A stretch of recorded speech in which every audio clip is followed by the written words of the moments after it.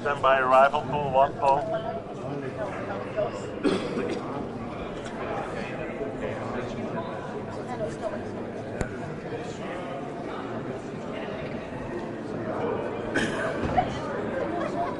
Final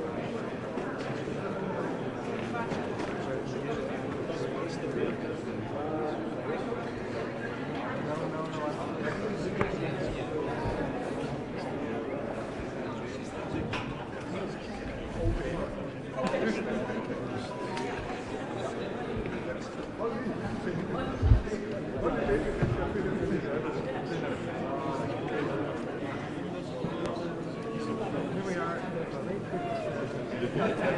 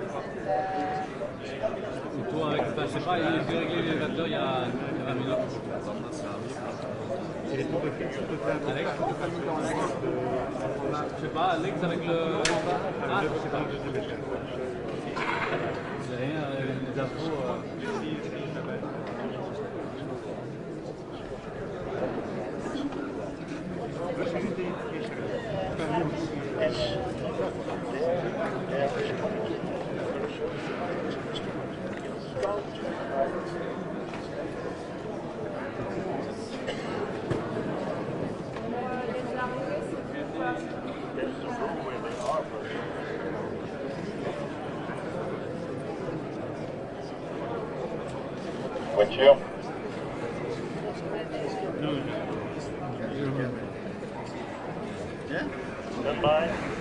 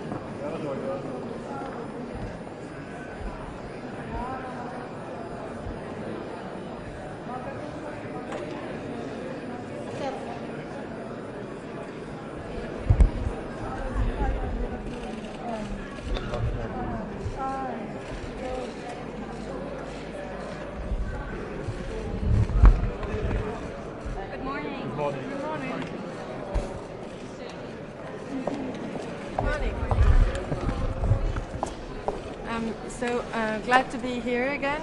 Today we're going to discuss Ukrainian issues. First of all, it's very important that we speed up the military aid to Ukraine. I think that all of us have looked to the warehouses, what we have, but we should do more, and we should give a clear signal to European defense industry to produce more. And I was thinking that maybe we could use a similar mechanism like we did in with the vaccines, so that the European countries will provide funds, European Commission will procure, and then it will be sent directly to Ukraine, because the price goes up with every delay, with every hesitation, and that could speed up the process so that Ukraine will give or get the military aid in months, not in years.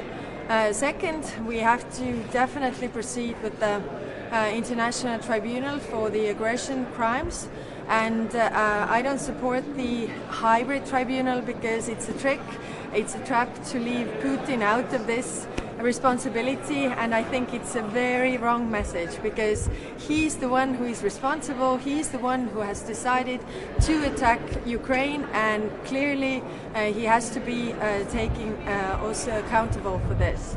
And third, the frozen assets.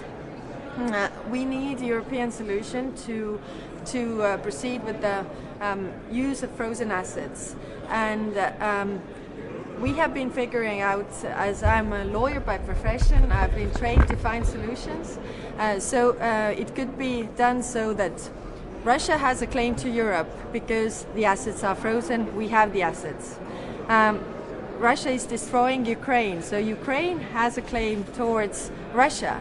So if we give those amounts of assets that we have, or the funds that we have from those assets to Ukraine, we know that we have, Russia has a claim to us, and we can make a settlement later on, because Ukraine has a claim towards Russia to repair what they have caused, all the damages in Ukraine. So it could be done in this way. But we definitely need a European solution, because Estonia alone, we don't have much, those frozen assets, but together we have, and very positive that also other countries outside the European Union are looking for solutions. It's not okay that our taxpayers are paying for the damages that Russia is causing in Ukraine. Are you in favor of sending more planes and long-range? We don't have those planes, so it is not up to me to say. Of course, if we would have, we would help Ukraine with all the means we have. So it's up to those countries to say who have who have the planes. Devastation earthquake in Turkey and Syria. Are you going to any offer? We already have our team is already in Turkey. We sent the team already 2 days ago. Estonia is small; we can make decisions fast. So we sent 45 rescue workers together with their equipment to Turkey already 2 days ago. How about Syria? We have sent to Turkey 45, not to Syria. Why? Yes. We are a small country. We can send one rescue mission. This is all we have. On migration, there is a letter from 8 countries surrounding external measures for external borders. What do you expect out of that? What is the limit of this council that you want to reach? I think this is very important that we discuss that having the protecting the borders is a common issue, and not only the issue of those countries who have the borders. So we should do a common effort also from the European Commission side to fund those borders. The other thing that we have to discuss is the instrumentalization of migration, because we see this more often. Or people outside, or countries who are hostile towards Europe, they know very well that migration is our weakness, so they are using migration as a tool to weaken us, and this has to be clearly said out that we don't accept this. Funds for fences. Excuse me? Funds for fences. Yes, funds for protecting the borders. I mean, when European Commission President Ursula von der Leyen was in Estonia, I was showing also the border that we have with Russia. So it is our common border. It's the European Union border, and it's not only our obligation to protect it, but it's actually a common problem for all the borderline countries. How do you want to increase the number of people who don't have the right to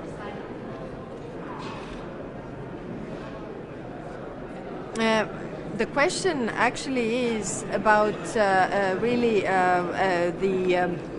the agreements with those countries to take people back who don't have the right to asylum. And the rate to take back the migrants is very low. It's 24%. So we have to, do agreements with those countries so that they would take their citizens back. And it is also a clear message that it's not so easy to come to Europe and stay here. You can only come when you have the rights to come. Like in the United States, it's done before they come to United States. Should there only be parents or also sticks in those agreements? Excuse me? Should there only be parents or also sticks in those agreements? I think both work, but so far the carrots have been working, so that those countries, have the tools to deal with the core issues, why people are migrating or trying to get out of the country. I mean, there was a good saying that the quality of a country is seen by either people wanting to get in or out of the country. Coming from the occupied territories of Soviet Union, I know this very well, that everybody wanted to get out, nobody wanted to get in, really. President Yes. Zelensky is joining. Will you be making the case for countries like France and to send fighter jets? As I said before, we don't have fighter jets, so it's up to those democratic countries to decide whether they can. But it's my plea that everyone should do what they can, because the price will go up with every hesitation, with every delay. If you think, if we would have given all that we are giving now already in January, all the countries, I think the outcome would have been different. So I hope that if those countries can, they will, but it's their decision. Okay. President Zelensky is joining today. Is there anything left you can promise to him? The accountability, I mean the tribunal and the promise that people who are responsible for this are taking accountable, are held accountable. I think this is very important, and also the message that we will try to do everything possible to help Ukraine rebuild Ukraine afterwards, and that also includes the reparations from Russia to rebuild Ukraine, and therefore the use of frozen assets. And what we are also doing is sanctioning or criminalizing also the circumvention of sanctions. I think this is also very important. Not that only that we put in place the sanctions, but the sanctions are not circumvented and they really work. We know from our intelligence that the sanctions hurt, and actually Russian economy is suffering, and that is important that the war machine is not fueled any possible way. Okay, thank you.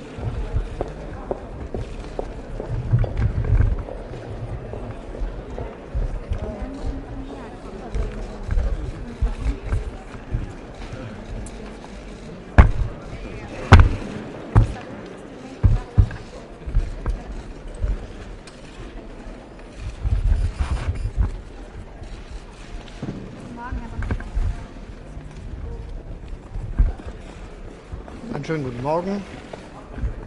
Wir kommen hier heute zusammen, um ein Zeichen der Solidarität und der Einigkeit zu setzen bei der Unterstützung der Ukraine.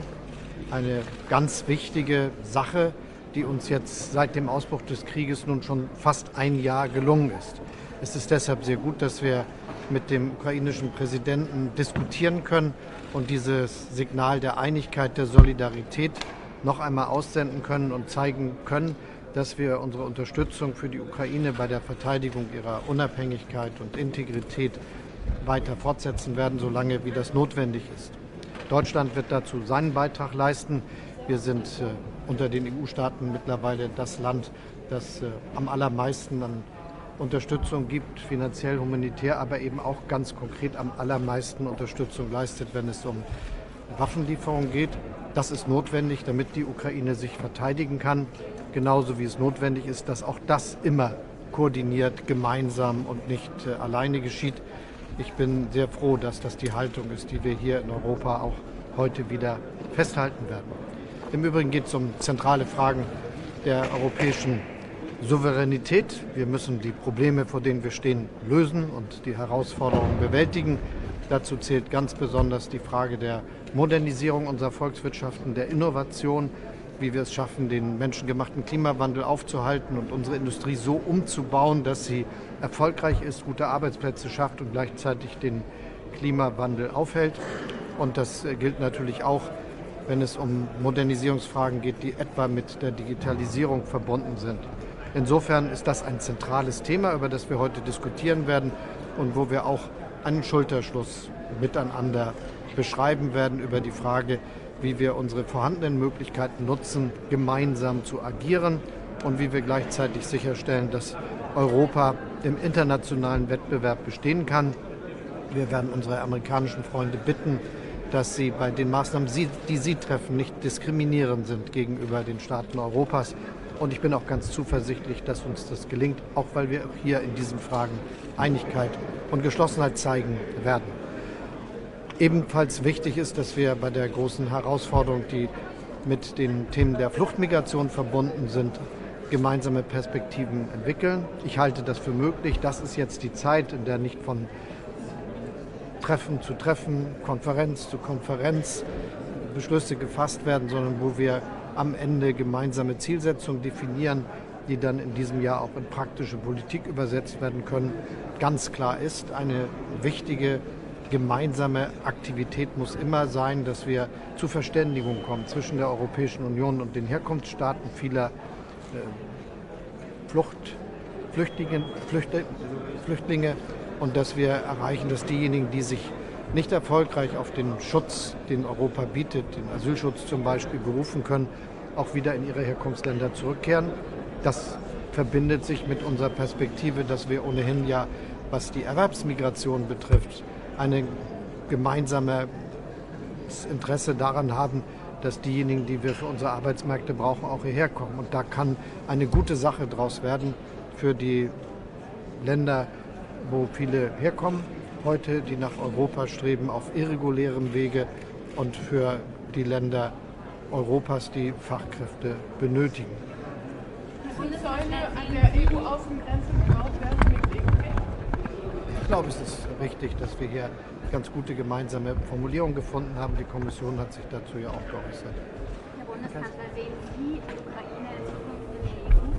Oder haben Sie die Befürchtung, dass diese Perspektive bei eventuellen Friedensverhandlungen irgendwann wieder ist? Wir haben ein sehr klares Signal gesetzt. Das Signal beinhaltet eine europäische Perspektive im Sinne von Beitrittskandidatenstatus für Moldau und für die Ukraine, perspektivisch auch für Georgien. Und wir haben ganz klar Tempo jetzt angekündigt bei der Frage der 6 Westbalkanstaaten. Wir wollen, dass das gelingt. Klar ist dabei, dass das natürlich bedeutet, dass jedes einzelne Land die Kriterien erfüllen muss, die wir gemeinsam als unsere Vorstellung haben von Rechtsstaatlichkeit, Demokratie und sozialer Marktwirtschaft. Das gilt für alle, aber auch alle sind sehr bemüht. Und ich will ausdrücklich sagen, dass so eine Geschichte sich nicht fortsetzen und auch nicht wiederholen darf, wie die, dass jetzt vor 20 Jahren in Thessaloniki den Westbalkanstaaten zugesagt wurde, dass sie Mitglieder der Europäischen Union werden können. Alle dachten, das ist dann so in 2 bis 8 Jahren der Fall. Nun sind wir im 20. Jahr. Da müssen wir mehr Klarheit, mehr Tempo haben, aber auch unsere eigenen Hausaufgaben machen, was unsere Entscheidungsprozesse betrifft. Devastation, earthquake in Turkey, Syria. Are you going to offer? Europa fühlt mit den Opfern der Erdbebenkatastrophe in der Türkei und in Syrien. Wir sind bei den Angehörigen, bei den Freunden, die ihre Liebsten verloren haben, und wir sind auch mit unserem ganzen Herzen bei der Türkei und werden alles dafür tun, dass hier schnell Hilfe organisiert werden kann, gemeinschaftlich, und dass wir auch alles dafür tun können, dass wieder aufgebaut werden kann, was zerstört worden ist. Warum brauchen die Panzer so lange, um die Ukraine anzukommen? Wir sind sehr schnell. Und Deutschland leistet einen ganz zentralen Beitrag dazu, dass wir eine schnelle Unterstützung gewährleisten, wie auch in der Vergangenheit. Wir bemühen uns jetzt, dass viele andere, die sich in der Vergangenheit ja gemeldet haben, jetzt diesen Finger aufzweigen, auf praktische Taten folgen lassen. Was für eine zusätzliche Unterstützung soll die Ukraine noch erhalten? Was für eine zusätzliche militärische Unterstützung? Wir haben klare Haltung, was Europa betrifft, im Hinblick auf den Prozess der Perspektive für Europa. Und das ist, glaube ich, das, was ich eben schon ausgeführt habe, wie wir uns das gemeinsam sehen. Wir haben eine klare Aussage gemacht in Bezug auf Moldau, in Bezug auf die Ukraine, die Perspektive für Georgien formuliert und auch im Hinblick auf die 6 Westbalkanstaaten. Und ansonsten freue ich mich auf die nächsten Begegnungen mit Ihnen. Was für eine zusätzliche militärische are still currently in we of course also have to help Ukraine find that path to Europe. We have given Ukraine the green light that we want them to join the European family. I think it's in our interest that we actually work towards opening up the formal negotiation process to show the light to the Ukrainian people that we really want them, and of course also to help them go through all of the reforms that they will still need to do. So as we're helping them win the war in Ukraine, we also have to open the door wider for them to move closer to Europe as a whole. And how you can provide them more financial I think it's important for every country's military to provide the hardware that they have. So Latvia has provided, and we're still providing from our hardware kit, and we need other nations that have heavier equipment, say the tanks, to provide those, and I think the discussion on the fighter jets is a very reasonable one. We have to make sure that Ukraine wins, and the Ukrainian military knows what it is that they need, and we have the ability to respond, and it is our obligation to respond and to aid them. Sorry, if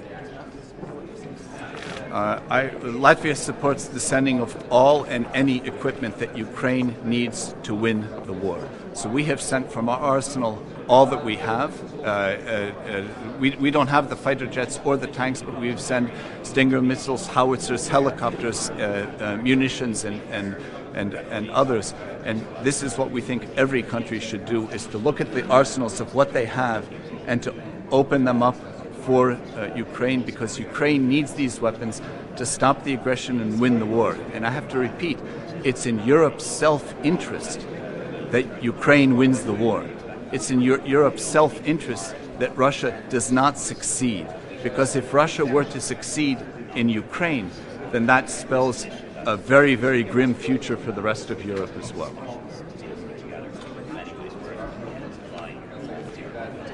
The message, my message to Zelensky is that Latvia stands and will stand firmly with Ukraine, and Europe stands and will stand firmly with Ukraine.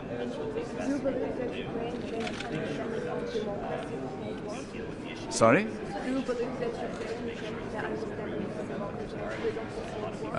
I believe that Russia's war in Ukraine and Ukraine's response has made us realize how important democracy is, and that you have to stand to defend it. It is not something that is a given. It is something that Ukrainian soldiers and civilians are dying to defend for on a daily basis. And that's something for all of us to think about. The Ukrainians are willing to sacrifice their lives for the values that many of us in Europe take for granted. That's why we have to continue to support them so that they can succeed in their fight against Russian aggression. Thank you. Thank you. Russian economy will start to feel all the pain they deserve. Yes, we will express our solidarity and the condolences. Really, it's terrible, but you can do nothing against the nature, against the power of nature. Sometimes it's much more important to prevent human from making crimes and making crimes of aggression, but nature is nature. And of course, we are full from the bottom of our heart. I would like to express my condolences to President Erdogan and nation of Turkey, because this is really a huge challenge. And Lithuania, of course, is ready to support, together with other countries, by all means, the country which suffered this terrible earthquake. You're going to discuss migration today. Are you in favor of using EU funds to build fences on the external borders? We already built the fence, and Lithuania built the fence, which is quite long. This about 480 kilometers along the border with Belarus. But what we need not only material fences, we need also legal framework helping us to fight against, not only against illegal migration, but also against instrumentalization of illegal migration. And Lithuania suffered and faced this phenomenon in 2021 as Belarusian regime deliberately wanted to destabilize the situation, sending the people, sending the migrants to the border. They tried to cross the border, and it was really a very tough time for Lithuania, but we managed quite well, and now we are ready. We built a fence, we have all the surveillance equipment there, and I think what is important to prevent other countries from trying to do the same in the future, because this is not probably the last attempt to challenge our resilience, and this is important to be prepared in legal sense of the word. There is a letter from 8 countries, including Lithuania, to protect external borders better. Austria even demanded to blockade the declaration of this summit. If there is not happening enough, do you see now a foundation that enough is happening to protect external borders in this summit? I think everything should be done in order to be protected. And of course, I would also stress the importance of strategic communication, to talk with the third countries.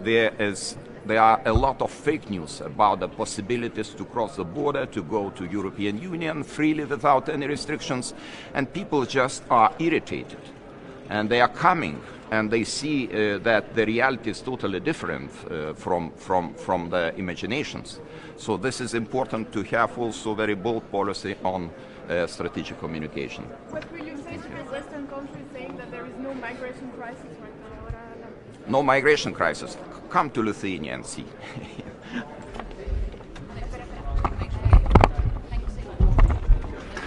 We are Lithuanians.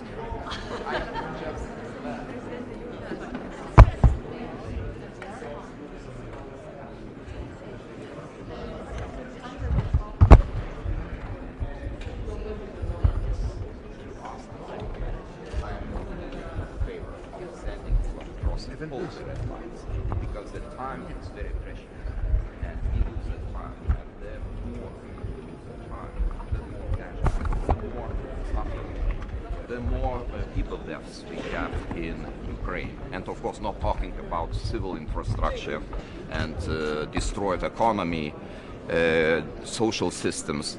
We have to be decisive. Otherwise, it would be very difficult to achieve the victory we all want. So you want to see France, Germany We did, move on this? our example shows, of course, we are not large country. We have limited possibilities, but we started to support Ukraine even before the war broke out. We sent the first fingers 2 weeks before the war started. And we try to show to the rest of the world that it is possible. Even having limited possibilities, we try to do our best in order to help to support Ukraine militarily, politically, economically, financially, by all means. Thank you.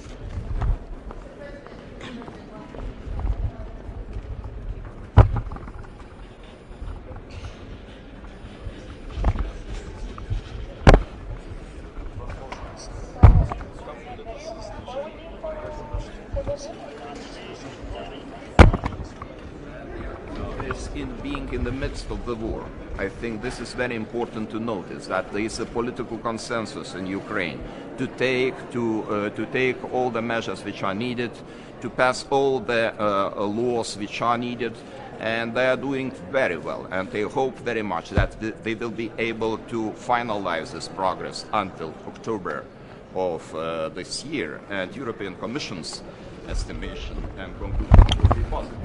It will let us, the leaders of the European Council, to take all the decisions regarding the start of accession negotiations.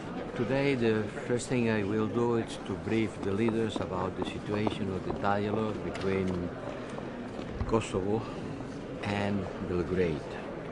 I will inform the last developments, the last contacts. The proposal is on the table.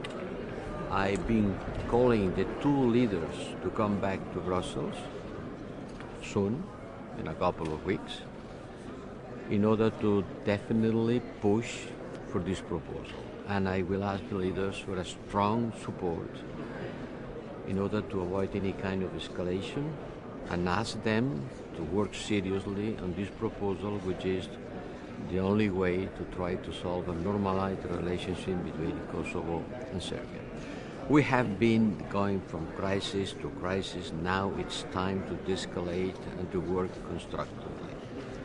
Secondly, on Ukraine, I will participate in a debate where, together with President Zelensky, the result will be, sure, more support for Ukraine, providing more arms, more military support, more financial support, in order to make Ukraine able to resist the Russia aggression. And finally, on migration. Fortress Europe is not a solution. Migration is as old as humanity. The problem is not to cut migration, but to manage it. To manage it in a human way, first of all. It's an important part of our external policy. More and more migration is at the core of our relation with a lot of countries around the world, our partners. And we have to work with them and tackle the root causes of migration and to make migration manage. We can ask people to take back the irregular migrants, but we have to offer lines of regular migration, because first, Europe needs migrants, and secondly, it is a way of dealing better with our partners around the world. Devastation Air 3 and Turkey X-ray. Are you going to? Yes, certainly the Council will take this issue into discussion. Yesterday I went to the Turkish embassy to express my condolences. It's a great tragedy, and the Europeans are fully mobilized, sending all rescue equipments, capacities, medical, to try to support Ukraine and Syria on this situation. Just what migration is important for you. You say that to the leaders that think there is a migration crisis right now and that want to build defense outside. Well, it's not. I wouldn't say it's a migration crisis. Certainly, the number of migrants and asylum seekers is increasing on the Eastern Mediterranean, decreasing on the West Mediterranean and the Central Mediterranean. It's not a crisis. It's an increase in the number of people arriving. And this is something that responds to root causes. People move because on their countries there is not a future, there is no peace, there is no stability. So we have to take migration as an important part of our external policy. When we talk with our partners, we have to offer something on migration more than just take your people back.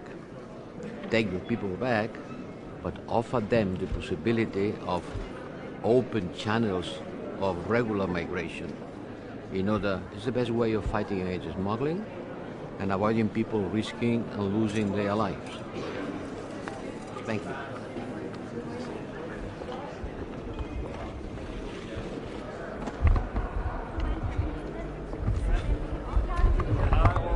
I'll come to you afterwards, okay? Yeah.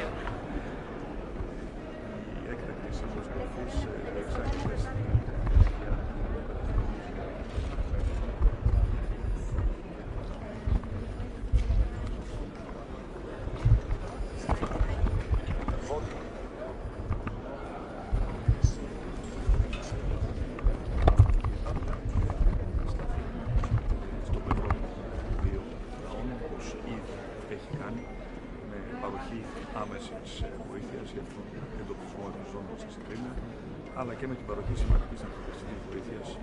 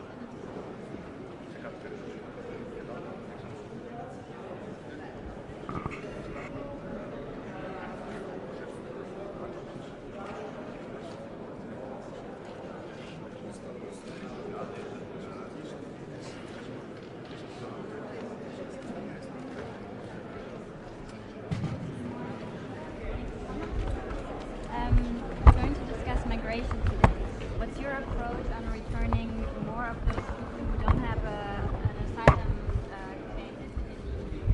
We've been very, very clear that the return policies of the European Union overall have failed. If you look at the total number of people whose asylum applications have been rejected, a very, very small percentage is actually being returned. So we need better European coordination in order to make this happen. At the same time, we've always been advocating for a more effective policy to protect the European Union's external borders. Unless we manage to secure our borders in an effective and fair manner, we will not be able to solve the problem of migration. This is not just a problem of secondary flows, it's a problem of people trying to come into the European Union in a completely uncoordinated manner. And let me point out once more the absolute necessity to eradicate, to eliminate, to destroy the networks of smugglers who are benefiting from the human pain and are currently trafficking people into the European Union, frequently in completely horrible conditions, as is currently happening in the Aegean. Are you in favor of using EU funds for fences on the external? Absolutely, yes. I think it is. It doesn't seem to me to be very logical that the EU is financing, let's say, technology or drones or surveillance equipment, but refuses to fund the fence itself. We're talking about an integrated approach in terms of the external border management, and of course fences should be included in that financing package. In any case, Greece is building its own fence, and it will do so with or without European money. And on Zelensky, are you looking forward to meeting him? Are you going to offer, because you are Labour? Look, Greece was the first country to send rescue teams to Turkey. They've saved numerous people from the rubbles. We've sent a second team. We're currently sending 5 planes full of humanitarian assistance. It is our obligation to help our neighbors. And this is a time to leave aside our political differences and to offer a hand of friendship to the Turkish people, the Syrian people, who are suffering a horrible catastrophe. And frankly, when it comes to the relations between our two countries, I cannot imagine of a stronger message than a Greek rescue worker, a Turkish rescue worker working together to save a little Turkish girl. I've said many times that weakened Turkish people have nothing to separate, that we are friends, and we're proving that we are friends in these times of difficulty.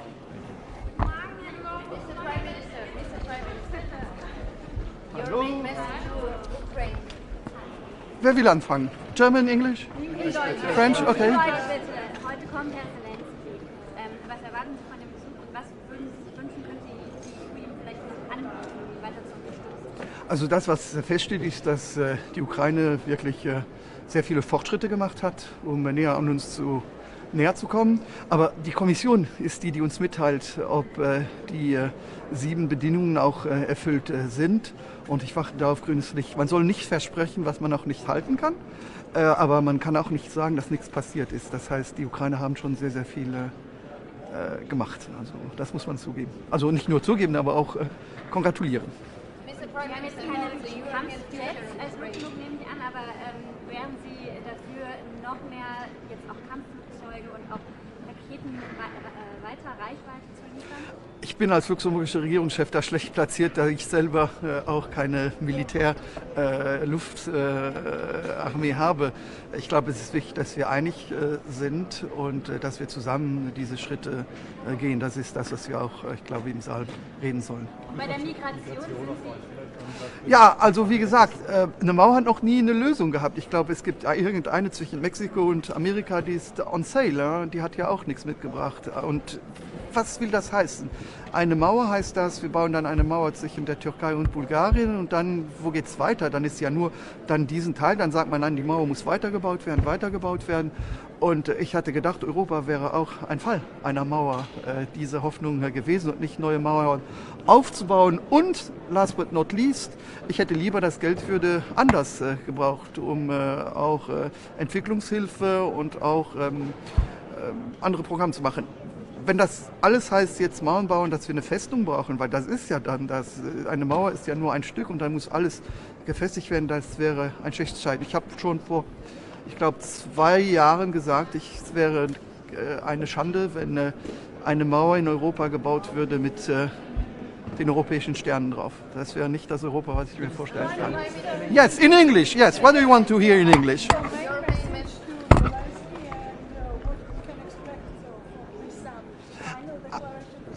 I think what is impressive is to see what the Ukrainians have done the last months when we see all the efforts to come closer to the European Union. But as you know, we have 7 criteria, 7 conditions, and the Commission is the one who will give us green light or not to say that everything is okay or not. So we shouldn't promise things we cannot keep, but we should also realize all the efforts done by the Ukrainian side. What? Yeah, I just said it's a bit difficult as Luxembourgish Prime Minister to speak about jets. I have a part of a Belgian plane together in the army. That's all I have. So for me, it's a bit difficult to speak about the jets. But what is important is that we get united inside and we see also not one country, another country isolated or get under pressure afterwards because they decided something. I think what is important is to have common answers to a common problem.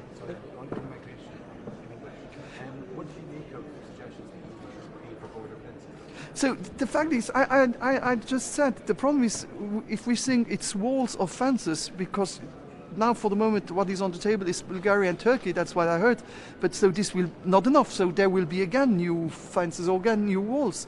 And I believe that the money could be invested in other parts, and we saw that walls are not giving solutions to problems between the United States and Mexico. You see that it's not the solution. So I believe that to pay with this blue flag with golden stars would be the investment in fences and walls would be wrong. And especially when you start with a place, then you want to grow, because then it will be one border, then another border, then another border. And if the conclusion is that we want a fortress in Europe, and as I told also to the German colleagues, I thought Europe was to be able to take away the walls, and that's part of our history on our continent. Okay. Yes, I think it's important to show solidarity also with Syria and Turkey. I think what happened is a nightmare. Over 15,000 people who died. Agreed last year, before summer, was candidate status for Ukraine and also for Moldova. And on Georgia, we were one step behind, but on Moldova and on Ukraine, that was a clear decision.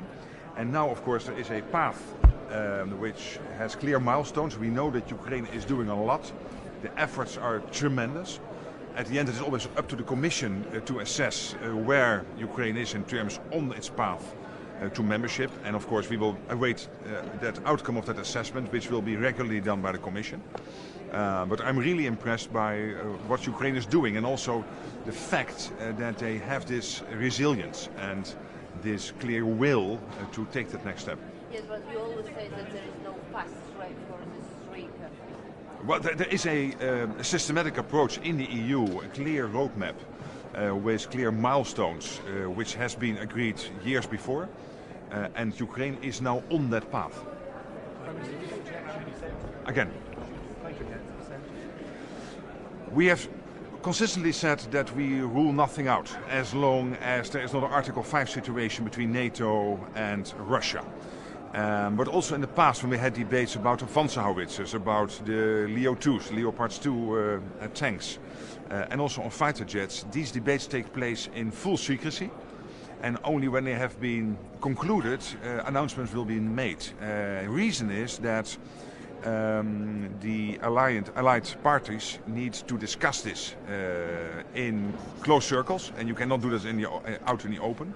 And you don't want the enemy to be more informed than necessary. Why is it important that President Zelensky is here today? Because there is no promise that can be done there.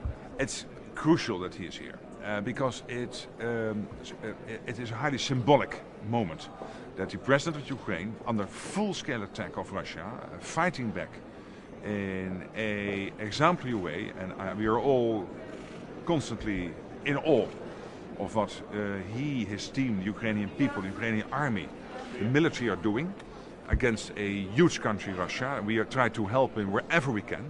That he is here is highly symbolic and therefore a very important moment.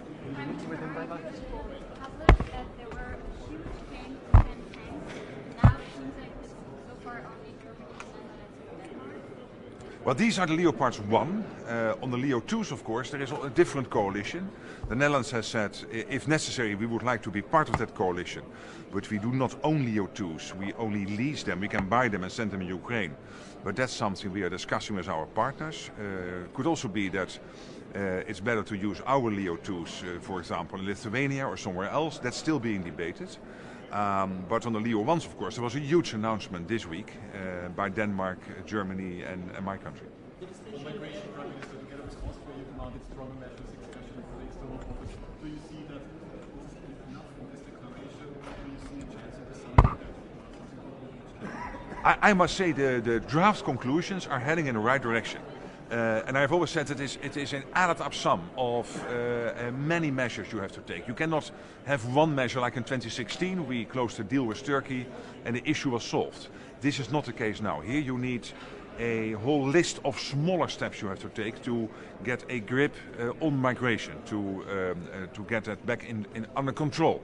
And I must say what's on the table today, and I hope we can get to agreement, I'm very hopeful, and including being able to Commission and Member States jointly to work on border protection. Absolutely, it's on the agenda, and clearly so. I spoke myself with President Erdogan 2 days ago.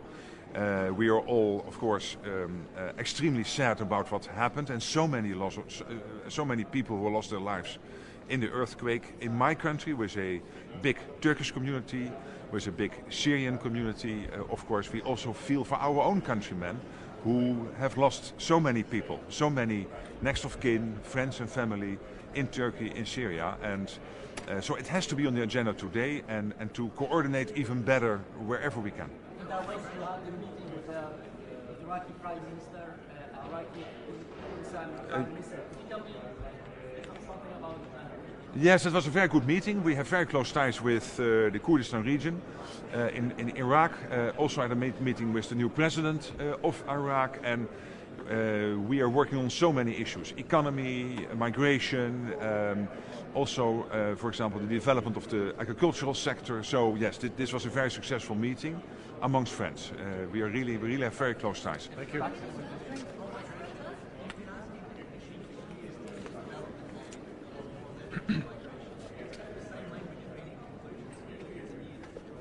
The difference is that I think the whole of the European Council, coming out of COVID-19, where the numbers were relatively low, now when we see the numbers have been rising steadily, in my country really high numbers, also in Germany and Belgium and France and Italy and Austria, in Sweden, also in other countries, there is a huge awareness now that we have to make use of the whole list of measures we can take collectively. There's not one way to hit this issue. It will be a whole list of smaller steps we need to take, including how to come to agreements with third countries, including how to use development aid in that relationship and to make that happen, but also in aligning our visa policy with the Western Balkans, including how we deal with return decisions as a EU as a whole. On all these issues, and there is a list I think of 20 measures we are going to decide today, this will be extremely necessary and helpful. Thank you so much. Bye-bye. BBC, what's wrong? Sorry.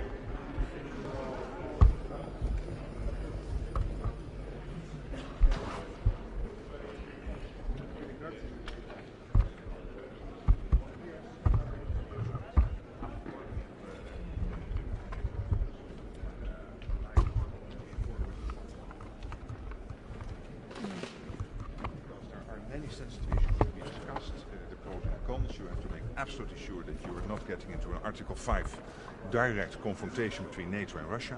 So all these things have to be assessed, and as soon as conclusions have been reached, you can bring them to the outside world.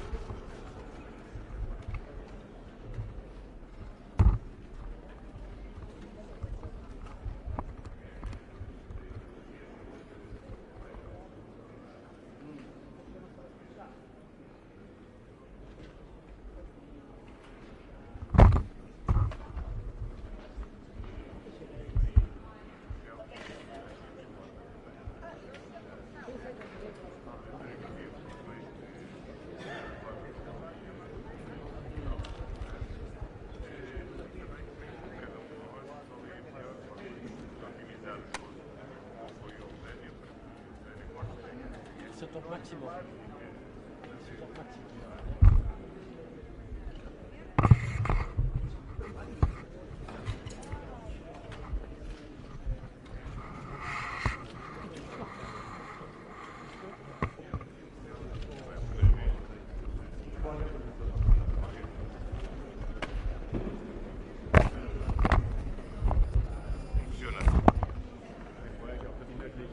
Des Rates zu sprechen komme, möchte ich den Menschen in der Türkei und in Syrien unsere Anteilnahme ausdrücken. Österreich ist schon mit Soldaten vor Ort, Österreich hat Geldmittel zur Verfügung gestellt, die Europäische Union insgesamt hilft der Türkei und auch in Syrien. Die Menschen sind dort in großer Not. Meine Anteilnahme den Familien und Angehörigen, die jetzt ihre Lieben auch zum Teil schon verloren haben. Der Gipfel heute ist für Österreich ein wichtiger. Das Migrationsthema steht ganz oben auf der Agenda. Österreich hat sich mit Holland dafür eingesetzt, dass es diesen Gipfel überhaupt gibt. Warum ist er wichtig? Wir haben große Probleme. Wir haben das Phänomen der irregulären Migration im vollen Umfang wieder zurück. Und es braucht Maßnahmen. Es braucht Maßnahmen dagegen, die auch tatsächlich wirken. Es muss auch das Ziel des heutigen Gipfels sein, dass wir in die Lage versetzt werden, mit konkreten Beschlüssen den Menschen zu helfen. Die Schlussfolgerungen sollen dafür die Richtlinie sein. Bulgarien zum Beispiel braucht konkrete Hilfe, braucht Geld, damit es den Grenzschutz tatsächlich auch verwirklichen kann. Das ist das Ziel auch von Österreich, sich dafür einzusetzen. Denn eins ist ganz wichtig, wir müssen in der ganzen Europäischen Union die Asylbremse anziehen. Und jetzt ist eben der Moment gekommen, auch hier konkrete Maßnahmen zu setzen. Mark Rutte hat gemeint, er ist optimistisch, dass da heute was weitergeht auf mehreren Ebenen. Sie haben gesagt, wenn nicht genug weitergeht, würden Sie diese Schlusserklärung möglicherweise auch nicht mittragen. Wie optimistisch sind Sie denn jetzt? Ich habe jetzt einmal grundsätzlich gar keine Erwartungshaltung. Entscheidend ist, dass wir tatsächlich substanziell sprechen, dass wir ehrlich zueinander sind, dass wir das Problem auch tatsächlich so benennen, wie es sich darstellt und dann daraus die Maßnahmen ableiten. Die Niederlande sind wichtige Verbündete jetzt für Österreich in dieser Frage. Daher teile ich eine Zuversicht, nämlich dass Holland und Österreich sich massiv dafür einsetzen wird, dass tatsächlich auch hier etwas weitergeht in der Frage. Der Schutz der Außengrenzen war besonders wichtig. Da geht es manchmal auch um die Zaunfrage, aber auch um Infrastruktur. Wie ist da die Lage? Wie sehen Sie da momentan die Mehrheiten unter den Kollegen? Entscheidend ist, dass die Geldmittel zur Verfügung gestellt werden. Ob dann die einen dazu Zaun sagen oder die anderen technische Infrastruktur. Entscheidend ist, dass Bulgarien geholfen wird. Und das ist einerseits in der Frage der Verstärkung des Grenzzauns, aber auch in der Frage des Personals, in der technischen Ausrüstung, in der Überwachung, denn jeder Zaun ist nur so gut, wie er auch überwacht wird. Es wird nicht nur Bulgarien unterstützt werden müssen, es wird genauso Italien, Frankreich, alle EU-Außengrenzländer müssen klar im Fokus der Kommission und unseres Handelns stehen. Weil den Außengrenzländern muss signalisiert werden, sie werden nicht allein gelassen, damit wir nicht allein gelassen werden, wenn wir dann die Sekundärmigration erleben. Herr Bundeskanzler, Nord Stream 1 und 2 brauchen wir in den Schlagzeilen auch. Was würde das eigentlich für den westlichen Schulterschluss bedeuten, wenn es tatsächlich stimmt, dass Amerika verantwortlich ist für den Krieg? Ich habe davon Kenntnis erlangt, dass es hier jetzt Spekulationen gibt. Die USA haben hier ganz klar dazu Stellung bezogen. Für mich gibt es keinen Grund, an den Ausführungen der USA zu zweifeln. Ganz kurz noch zur Ukraine, da hat gestern Macron gemeint, man werde die Ukraine bis zum Sieg begleiten. Ist denn genug das Wort Frieden jetzt in diesen Erklärungen drinnen? In welche Richtung geht es denn da? Die österreichische Position ist klar, wir helfen immer humanitär, wir stehen an der Seite der Ukraine und gleichzeitig setzt sich Österreich aber auch immer dafür ein, dass Gesprächskanäle offen bleiben, dass der Krieg auch wieder enden muss genauso auch eine Perspektive sein. In English, there is the devastation, the earthquake in Turkey, Syria. Today morning, you're going to talking about. Well, I'm not sure in the council itself, but now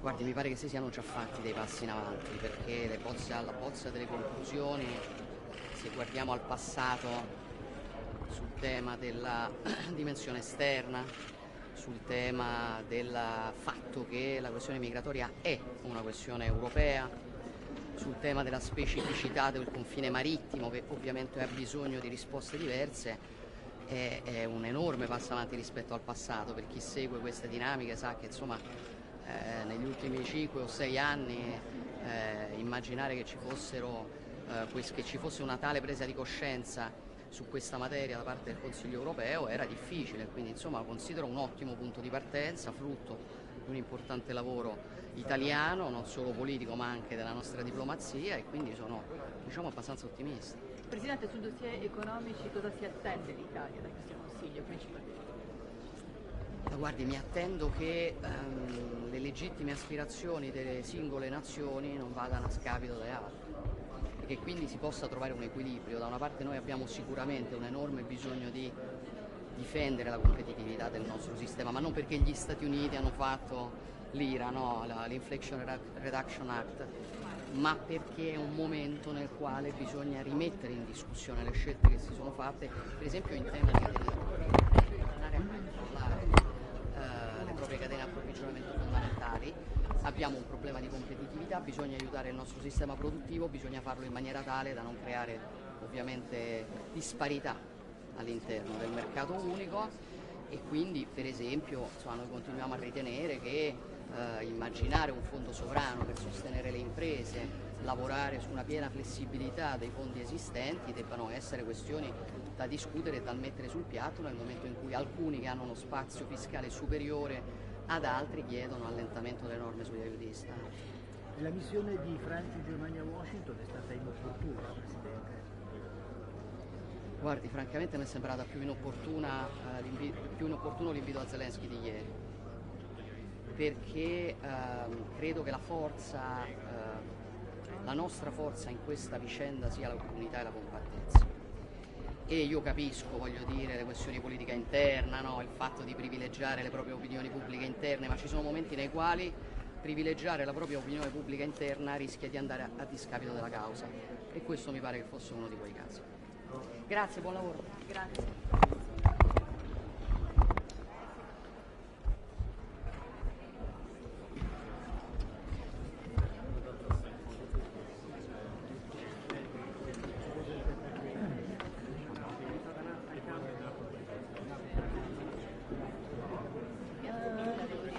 Ça sympathique, hein? C'est le shot du jour. Oui.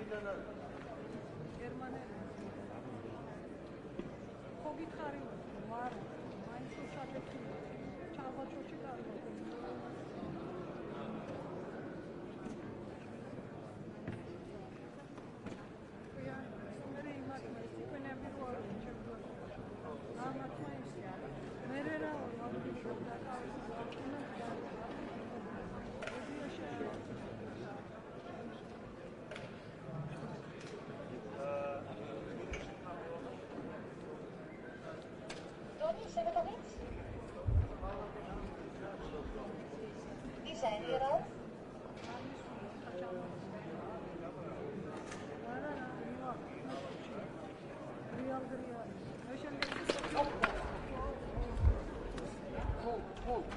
Hey, emergency. Hey, doctor. Doctor.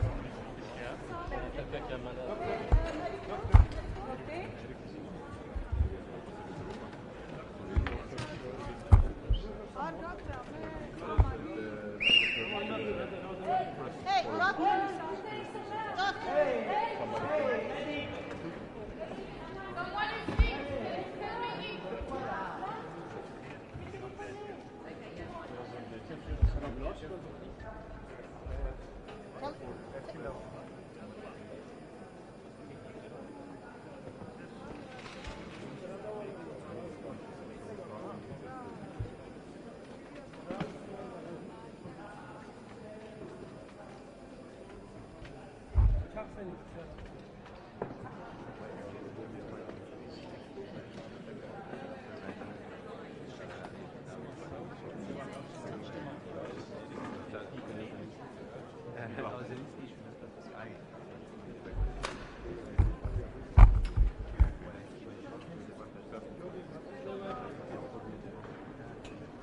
Maybe a Coke or something?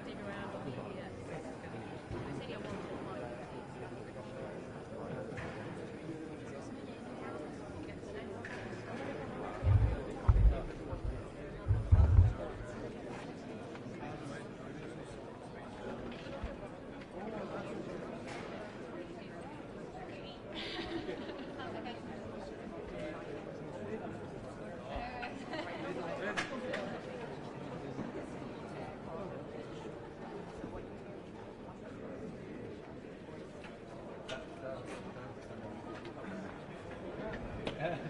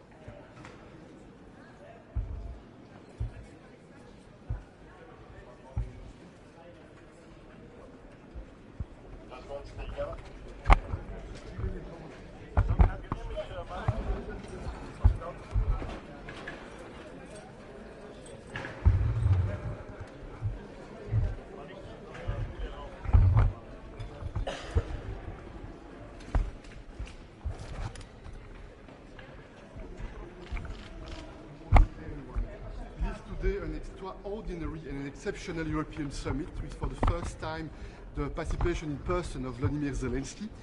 We are extremely united more than ever. Time is now. It is very important to increase our efforts to support Ukraine with military means on the one hand, with political support on the other hand. That's why we will have also the occasion to discuss what are the concrete tools we can mobilize in the following weeks and months. We'll also have the occasion during this summit to address the economic consequences for the European Union and to send a massive and a clear message of our common determination to act together in order to support the single market, in order to support the economic development across the European Union. And finally, we'll have also the occasion to discuss migration. This is a challenge for all of us. It requires a European response, a European coordination, and this is why at the level of the leaders today and probably tomorrow, we'll have the occasion to discuss in depth the modalities for our common decisions on that question. Ce sommet européen est un sommet absolument exceptionnel et unique puisque nous allons avoir pour la première fois la participation de Volodymyr Zelensky à peu près un an après les débuts de cette invasion massive de l'Ukraine par la Russie. Notre support est maximum. On va avoir l'occasion de voir comment de manière concrète on peut intensifier les efforts sur le plan militaire mais également sur le plan politique. Nous aurons aussi l'occasion durant ce sommet d'aborder la question des conséquences économiques pour la base industrielle et pour la base économique de l'Union européenne. On va aussi avoir l'occasion d'aborder les questions de migration. C'est un défi commun de l'Union européenne et c'est ensemble qu'on doit mettre en place une stratégie avec des mesures opérationnelles pour relever ce défi ensemble. Merci beaucoup. Bonjour.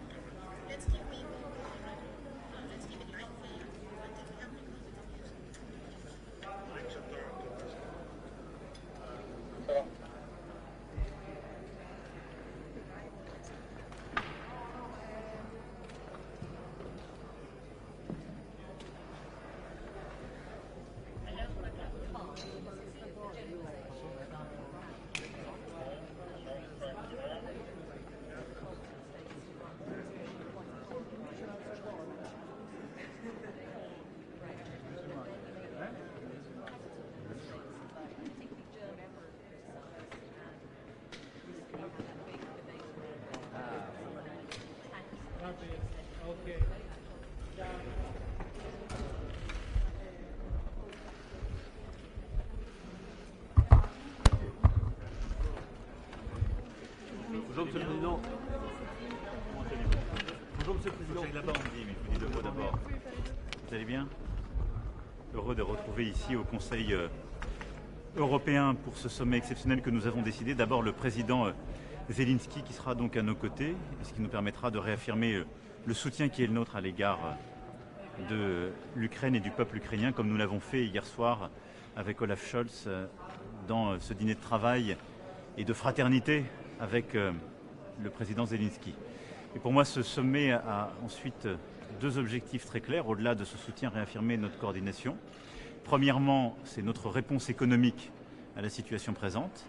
Et donc, nous allons adopter, j'espère, et en tout cas les conclusions qui sont proposées vont dans ce sens, des conclusions ambitieuses pour renforcer la compétitivité et l'attractivité de l'Europe sur l'industrie verte et permettre de répondre ainsi aux défis qui est posé à la fois par la guerre, les conséquences de la guerre et la politique de compétitivité américaine. Et deuxièmement, nous aurons une discussion sur l'immigration, là aussi avec l'objectif de pouvoir bâtir un cadre renforcé sur la politique extérieure en particulier, ce qui était l'objectif que nous nous étions assignés pour ce Conseil. Voilà les principaux points que nous discuterons. Vous êtes prêt à donner combien d'avions? Nous sommes prêts, comme depuis le début, à aider, à résister et réussir pour que les négociations puissent se tenir dans le cadre le plus utile et le plus positif pour l'Ukraine. Et donc on a eu une discussion très approfondie hier pour définir les besoins et la stratégie. C'est comme ça qu'il faut avancer.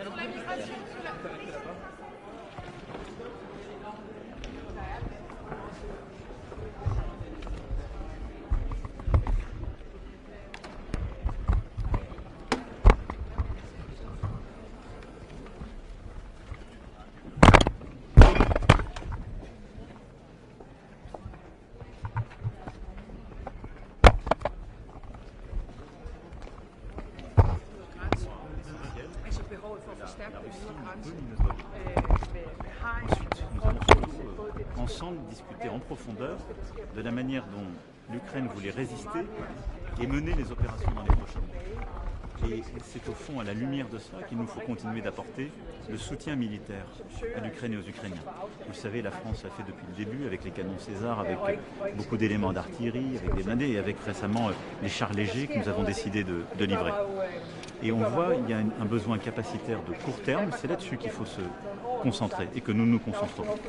Nous avons également parlé du plan de paix en 10 points qui a été proposé par le président Zelensky et de la suite des négociations telles qu'elles peuvent se tenir, là aussi en regardant les différents éléments. Donc c'était pour moi une conversation stratégique qu'il était nécessaire d'avoir, parce que notre soutien, ça n'est pas simplement en quelque sorte répondre en permanence à des besoins ou parler de micro à micro, c'est aussi comprendre une guerre qui se mène sur le terrain, comprendre les besoins d'une armée et d'un peuple aux côtés duquel nous nous tenons depuis le début. Ça a été l'objet de la discussion d'hier. Monsieur le Président, merci beaucoup. Olaf Scholz a mis en garde contre la tentation d'une surenchère dans la livraison d'armes quand Volodymyr Zelensky a demandé des avions, alors que l'Europe venait déjà d'accepter de livrer les choses, c'est déjà un grand pas. Est-ce qu'il y a un risque d'escalade? Est-ce que c'est ça le danger finalement avec les avions? Le danger, c'est d'abord que aujourd'hui, il y a des difficultés sur le terrain. Et donc je pense qu'il faut rester très concentré et unis. Nous sommes aux côtés de l'Ukraine, de son armée, de son peuple, pour qu'il résiste et qu'il puisse mener les opérations utiles. Et ensuite, c'est quand on partage les objectifs de guerre qu'on peut savoir quels sont les équipements adaptés. Parce qu'on voit bien que les prochaines semaines et les prochains mois seront décisifs. Et je pense qu'il faut privilégier, je suis convaincu qu'il faut privilégier les livraisons utiles pour mener ces opérations et résister, plutôt que des engagements qui arriveront très tard ou très loin. Et donc il faut regarder ce qui est livrable à court terme, ce qui correspond aux besoins que les Ukrainiens ont pu détailler. Il ne m'appartient pas ici de les commenter parce que c'est un plan de bataille qui appartient au président de l'Ukraine et qu'il a partagé avec nous de manière stratégique. Et ce n'est pas quelque chose que je vous dirai, mais c'est cela qui va déterminer notre volonté de livrer et d'accompagner. Mais est-ce qu'il a demandé des avions français pour Volodymyr Zelensky? Nous n'avons pas eu cette discussion hier soir parce que nous avons privilégié justement ce qui permet de mener cette opération. Vous allez en donner?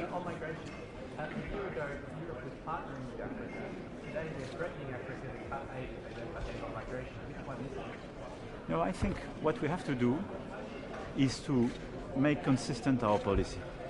We have to help support these countries in order to fight against poverty, inequalities, to deal with climate change, and to fight against terrorism. No doubt about that. We have to help them for education, agriculture, economic opportunities. No doubt about it. So I think the sequence we started with the African Union, European Union Summit remains very valid and has to be delivered. At the same time, we have to better protect our external borders. And sometimes it's very difficult for public opinion and societies to understand that you can help countries, you can provide visa, and at the same time they tell you I cannot control the people when they arrive, and I don't want to take them back when you have problems with them. So it's a normal political dialogue. I would not put it as something, I would say, incompatible with this approach. And by the way, 1 year ago we discussed about migration as well, positive migration, but as well the migration we want to limit and better control. And I think what is at stake in the European Union, and the debate we will have, is how to better protect our borders and how to better integrate people when they arrive and they want to stay here for two main reasons. One, because they are fighters for freedom and asking for asylum. Second, when they ask to work in our societies and contribute to our prosperity.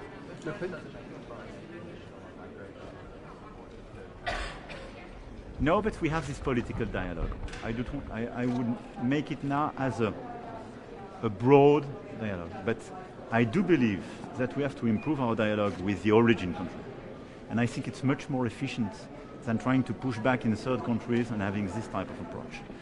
But for me, the conclusions we have and what the Commission proposed is extremely useful and very valid. And I think we have to improve our common policy vis-à-vis these countries of origin in order to reduce the inflows, precisely because we have to reduce the pressure in order to better integrate and just welcome these people in much better conditions. Le président Zelensky vous demande aussi d'exclure les athlètes russes des JO. Est-ce que vous y êtes favorable? Est-ce que vous en avez parlé?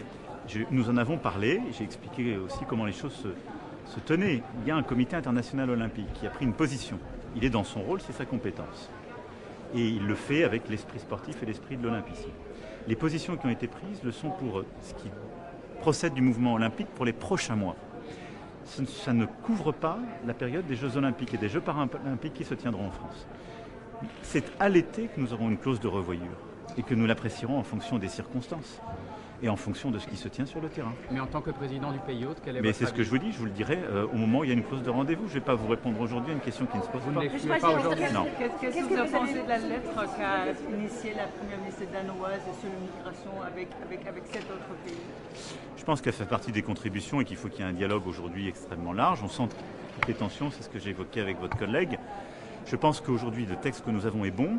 La France a fait avancer le pacte migratoire sous présidence française en permettant un premier pas par cette approche graduelle et on a amélioré des choses lors du sommet en particulier de Tourcoing. Il y a maintenant une deuxième étape qui est de continuer à améliorer la protection de nos frontières extérieures. Je pense qu'il nous faut avancer dans ce sens-là et améliorer le dialogue avec les pays avec les pays d'origine de ces flux migratoires pour voir comment justement améliorer les choses et être plus efficaces. Mais je pense que nous devons être fidèles à notre histoire et nos valeurs, être plus efficaces et mieux accueillir. Donc c'est un ensemble et c'est cet équilibre qu'il nous faut tenir en européen parce que c'est en européen qu'on peut obtenir ce résultat.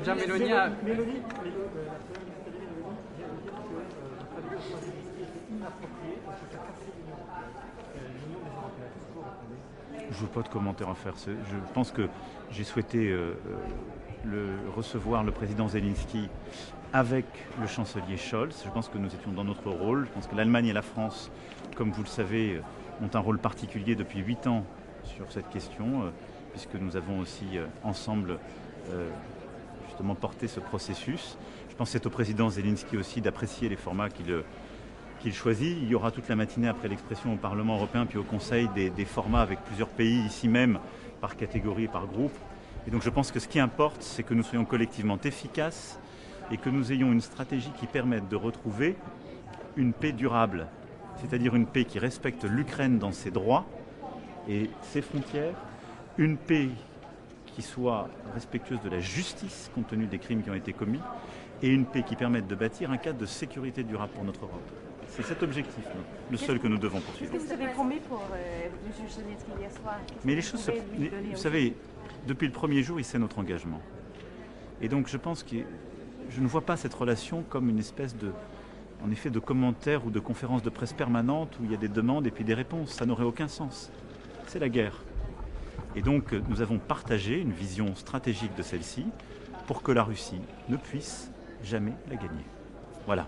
Merci. What was your message to President Zelensky last night, and should we be sending fighter jets to My message first was full support from day one to the very last minute.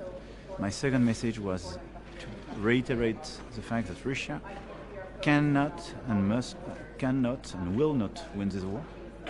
And my third objective was to have a strategic discussion with him and Chancellor Scholz in order to precisely assess the objectives on the ground, the requirements and the needs from an operational and military point of view, and the strategy to negotiate But should future we be peace. sending fighter jets to Ukraine? This question is the one being part of the first discussion I mentioned, and I will not share the Ukrainian plan with you because this is not my job.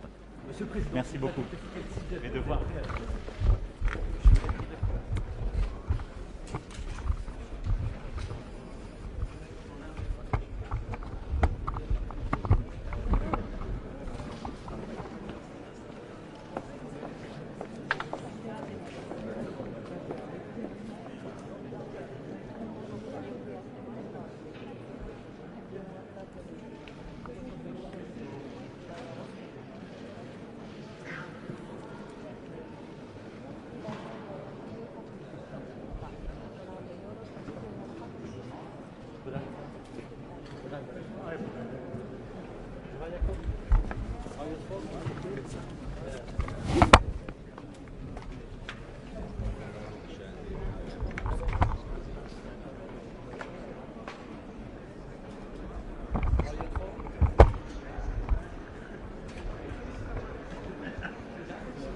bijna afdekken.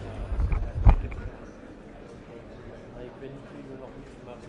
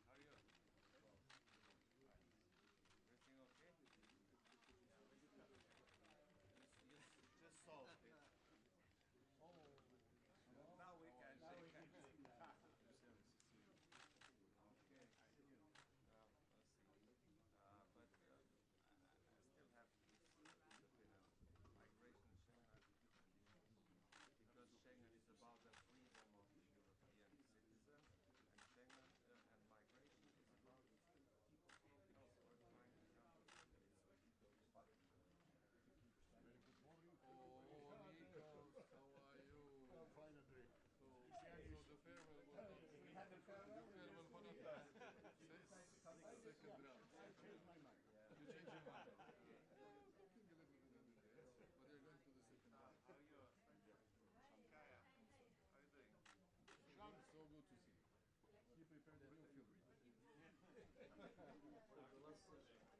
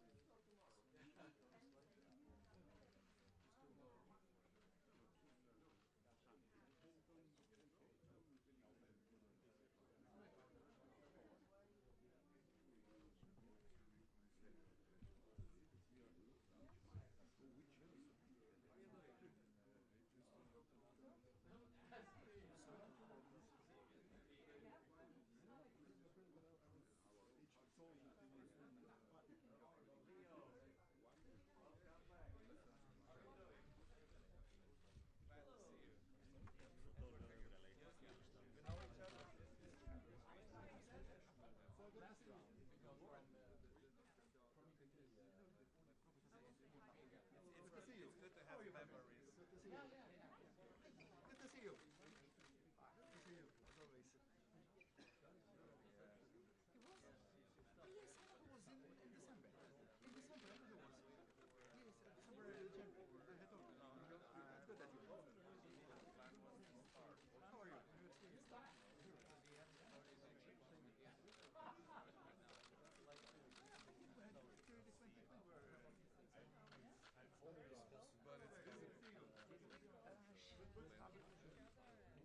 Yeah, but it's not the way that I can. On the set with there, a lady. You say that you're married to Ingrid 4 more years. 4 more years. He tried to promote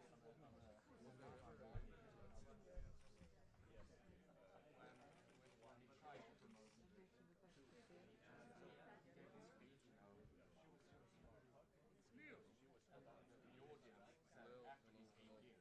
4 more years. 3 years. Nobody cared for him. Everybody wanted him 4 more years. So but every time the president, the speaker of parliament, now the first time in history, many people in man speaking now for the first time. Absolutely 15 years. The president, the prime minister, all men. And we still unusual. See how boys club.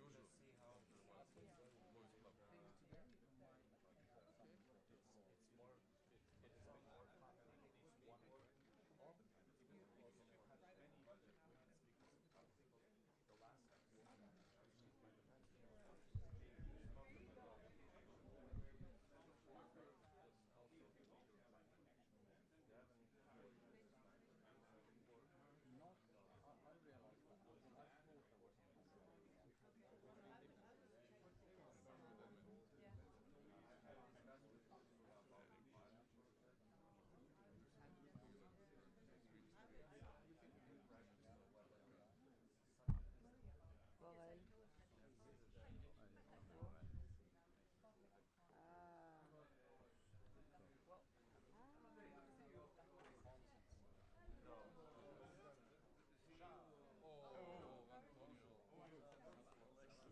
I realized that when I thought there was Borel. It's all about the problems. Bad minutes that met with you, and now you become your own. Fine, yourself? Yes. We're back. We're back for a good days of work.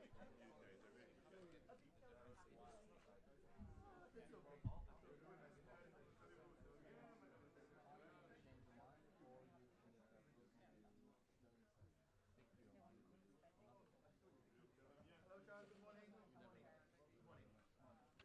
No, good morning. Over here.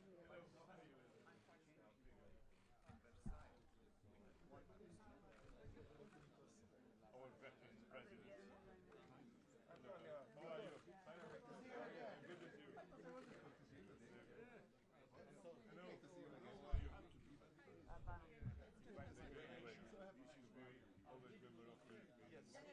Election scepter.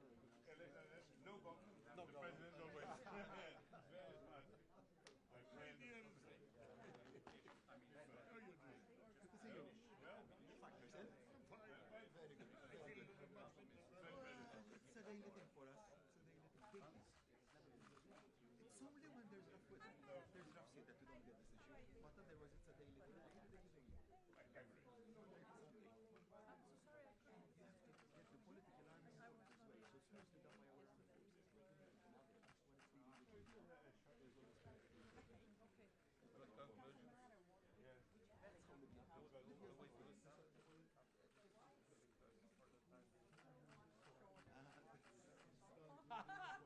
I knew you had a reason behind that. Yeah, of course, of course. That's smart, because when you don't have very proper structure, the formal structure, and there are the behind it. It's a very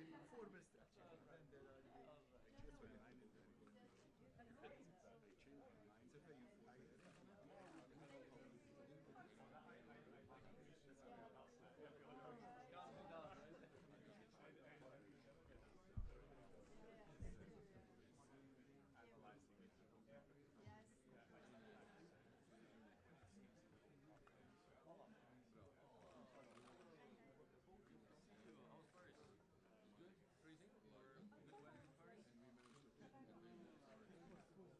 So you were only. Was the wine piece bearable? The deputy prime minister, yeah, the blonde. Yeah, I know.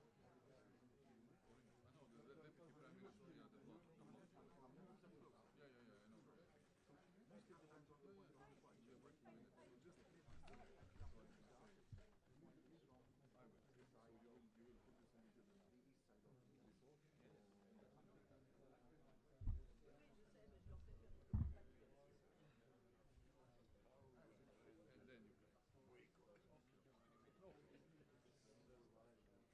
Is still surviving? I can imagine, yes, you cannot allow. That helps. I think.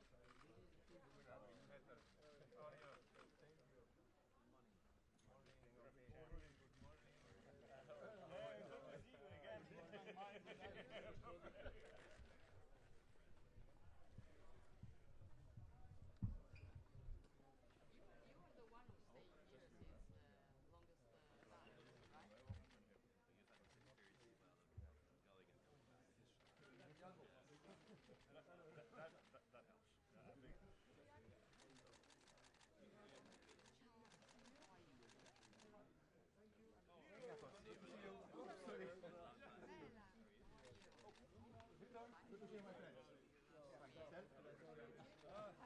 When is this working? That's why I'm still alive, which is something. When is the election? Giorgia, buongiorno, come va? Tutto bene? Better, good to see you. Good to see you as always. When is the election? Because Dobbiamo andare. They're calling us. But I have all votes. I have all votes.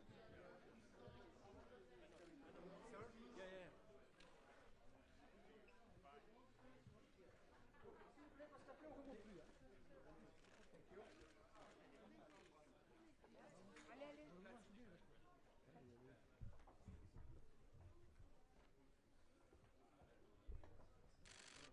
Yeah.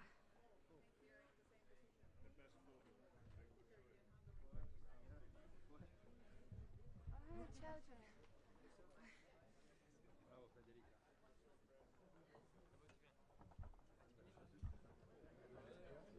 J'en fais pas, faux.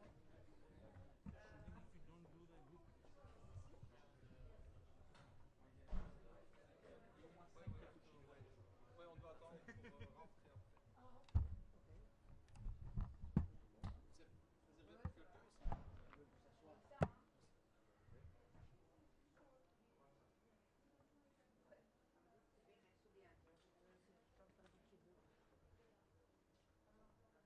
ici? descend à l'étage 2. Avec le pool. Bien sûr. Voilà. Je pense que c'est une excellente idée.